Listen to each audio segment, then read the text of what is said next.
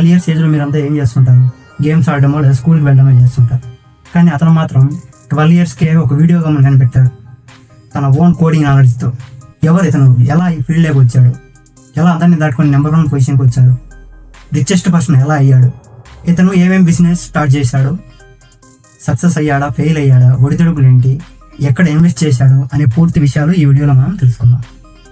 టాపిక్లోకి వెళ్ళే ముందు స్మాల్ రిక్వెస్ట్, ఈ వీడియోని చూస్తున్న ప్రతి ఒక్కరూ don't forget to like, share, comment and subscribe. అలాగే బెల్ ఐకాన్ కూడా ఆన్ చేసి పెట్టుకోండి. మీరు లైక్ చేసి షేర్ చేస్తే వీడియో ప్రతి ఒక్కరికి రీచ్ అవుతుంది. సబ్స్క్రైబ్ చేస్తే ప్రతి వీడియోని మిస్ అవ్వకుండా చూడవచ్చు. ఇక లేట్ ఎందుకు, టాపిక్లోకి వెళ్దాం కదండి. ఇన్ ద ఇయర్ 1971 సౌత్ ఆఫ్రికాలో జన్మించాడు. వాళ్ళ నాన్న ఒక మెకానికల్ ఇంజనీర్, వాళ్ళ మమ్మీ ఒక మోడల్ కమ్ డైటీషియన్. ఇతను అందరికంటే చాలా ప్రత్యేకం. ఇతనికి ఫ్రెండ్స్ ఎవరు పెద్దగా ఉండేవాళ్ళు కాదు. ఇతను చిన్నపిల్లడిగా ఉన్నప్పుడు ఒక విచిత్రమైన ట్రాన్స్ సిచ్యుయేషన్లోకి వెళ్ళేవాడంట. ఆ టైంలో అతనికి చుట్టుపక్కల ఏం జరుగుతుందో కూడా అర్థమయ్యేది కాదంట. వాళ్ళ పేరెంట్స్కి, డాక్టర్స్కి ఏమో అతనికి వినడంలో ఏదో లోపం ఉందని అనుకున్నారు ఫస్ట్లో. కానీ తర్వాత అర్థమైన విషయం ఏంటంటే దాని ద్వారానే అతని బ్రెయిన్ సూపర్ కంప్యూటర్ లాగా పనిచేస్తుందని. అతనికి 8 to 10 years ఉన్నప్పుడే ఎక్కువగా సైన్స్ ఫిక్షన్ బుక్స్ ఎక్కువగా చదువుతూ ఉండేవాడంట. చుట్టుపక్కల ఉండే వాళ్ళని ఎవరిని పడుచుకునేవాడు కాదంట. అందుకనే వాళ్ళ ఫ్రెండ్స్ అండ్ నైబర్స్ అందరూ అతన్ని అవమానిస్తూ ఉండేవారు, ఏడిపిస్తూ ఉండేవాళ్ళంట.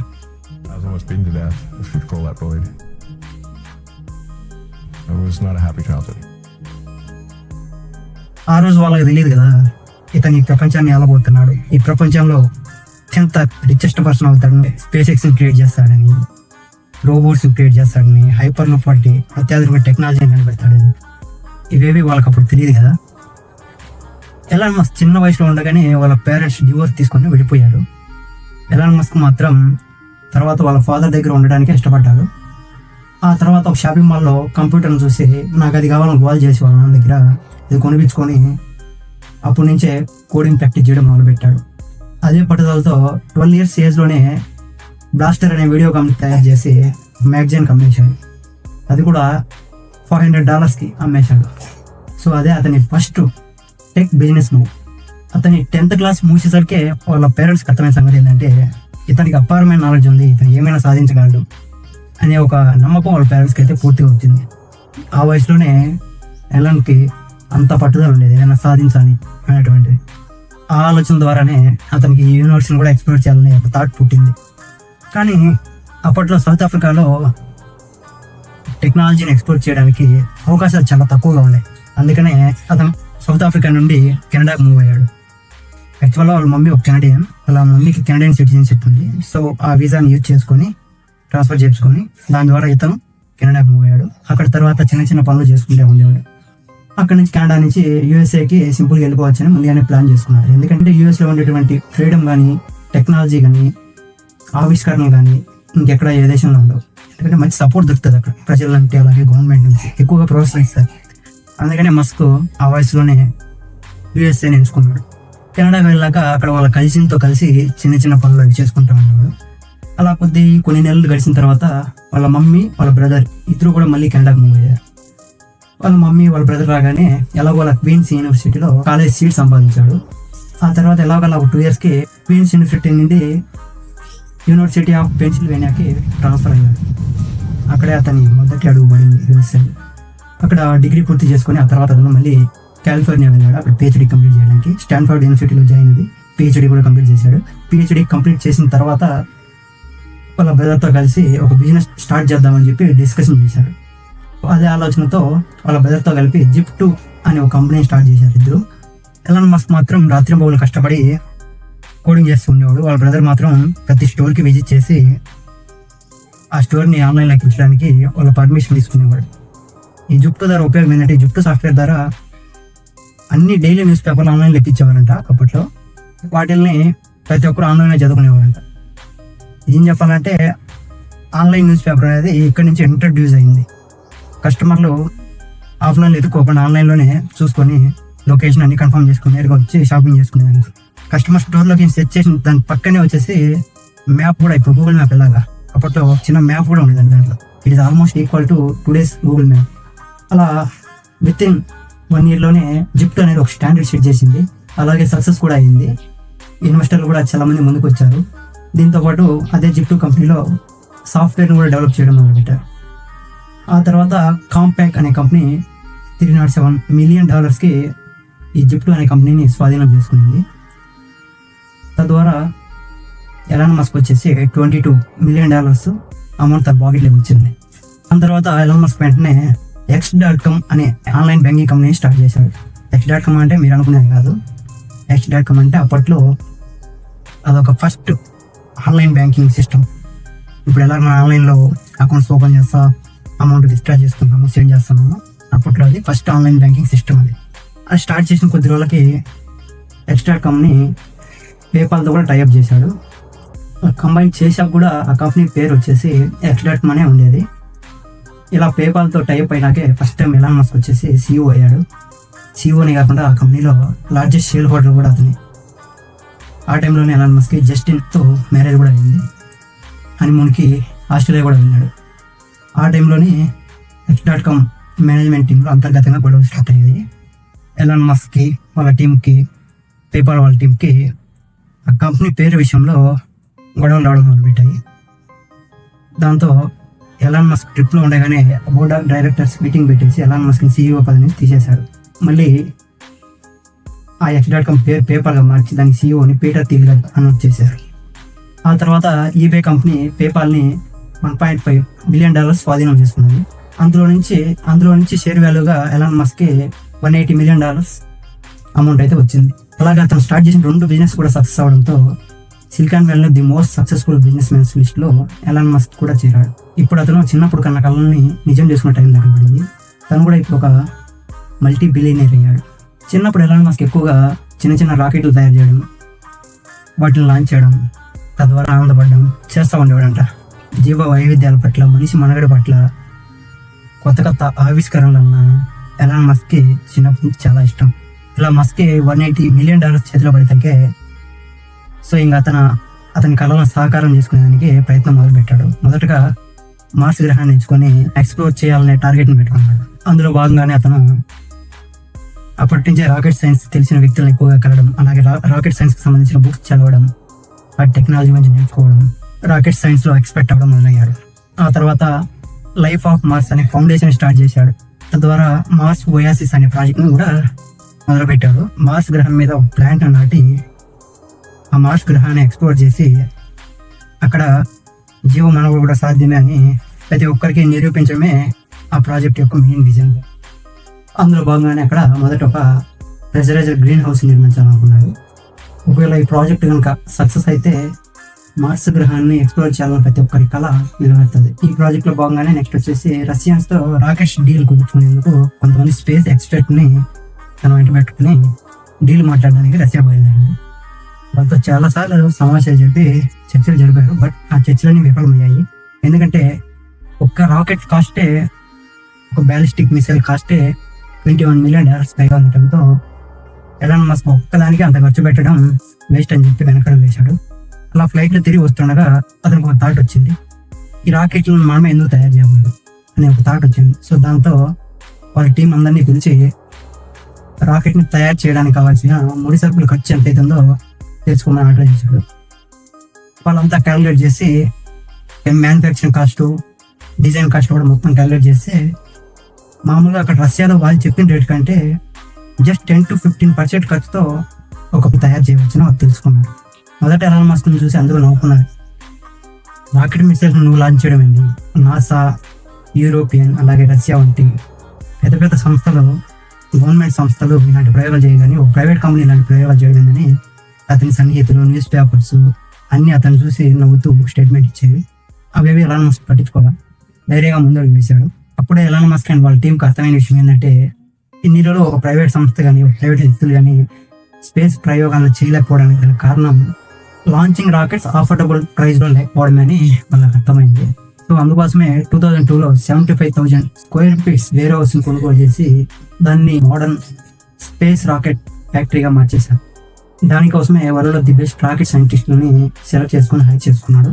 అక్కడ వాళ్ళందరి గోల్ ఒకటే, బ్యాలిస్టిక్ మిసైల్స్ని చాలా తక్కువ ధరకు తయారు చేసి ప్రతి ఒక్కరికి అందుబాటు తేవడమే. ఫైనల్గా Elon Musk and his team వాళ్ళ దగ్గర ఉన్న అన్ని ఇన్నోవేటివ్ స్ట్రాటజీస్ యూజ్ చేసి ఒక రాకెట్ని తయారు చేసి ఆ రాకెట్కి ఫాల్కన్ 1 అనే పేరు కూడా పెట్టారు. రాకెట్ లాంచ్ అయింది. జస్ట్ రాకెట్ లాంచ్ అయిన 25 secondsకే ఆ రాకెట్ బ్లాస్ట్ అయింది.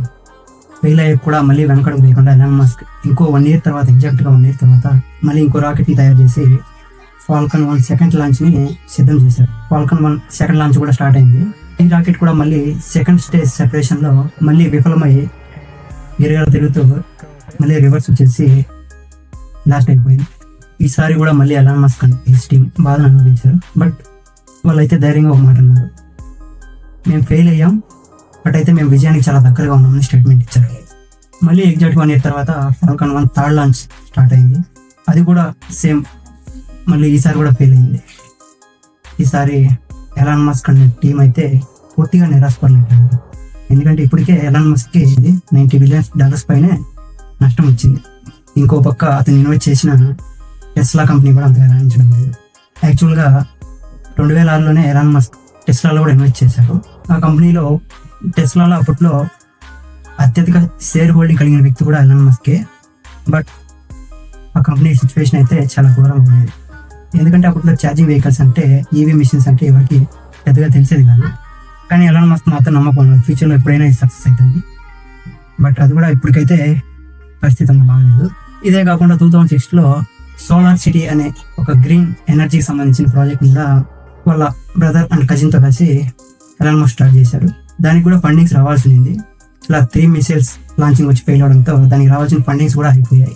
అయినా సరే వెనకడుగు వేయకుండా తన దగ్గర ఉన్న కార్లు, చిన్న చిన్న ప్రాపర్టీస్ అన్నీ అమ్మేసి 4th లాంచ్కి ఫాల్కన్ 1ని రెడీ చేశాడు.